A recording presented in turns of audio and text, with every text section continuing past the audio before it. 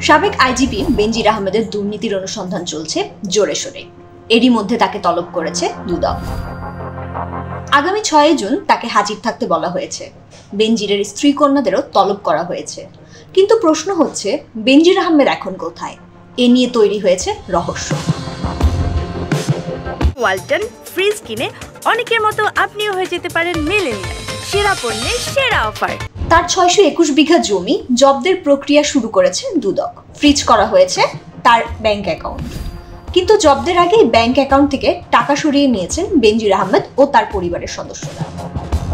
তদন্ত সংশ্লিষ্ট সূত্রে জানা গেছে, গত সপ্তাহে তার অ্যাকাউন্টগুলো ফাঁকা করা হয়েছে।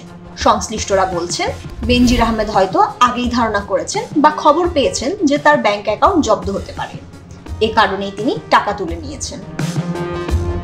সাবেক এই পরাক্রমশালী পুলিশ কর্মকর্তা বর্তমানে কোথায় রয়েছেন তা নিয়ে চলছে নানা আলোচনা। গুলশানের বিলাসবহুল ফ্ল্যাটে মানবজমিন রিপোর্টাররা একাধিকবার গেলেও তার দেখা পাননি। গুঞ্জন তৈরি হয়েছে, এরই মধ্যে তিনি সপরিবারে দুবাই চলে গেছেন। তবে কোনো সূত্রেই বিষয়টি নিশ্চিত হওয়া যায়নি। বেনজির আহমেদের দেশত্যাগ ও ব্যাংক অ্যাকাউন্ট থেকে টাকা তোলার বিষয়টি জানা নেই বলে মন্তব্য করেছেন আওয়ামী লীগ সাধারণ সম্পাদক ওবায়দুল কাদের।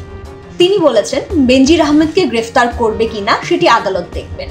শুক্রবার দুপুরে ধানমন্ডিতে আওয়ামী লীগ সভানেত্রীর রাজনৈতিক কার্যালয়ে এক সংবাদ সম্মেলনে তিনি এসব কথা বলেন।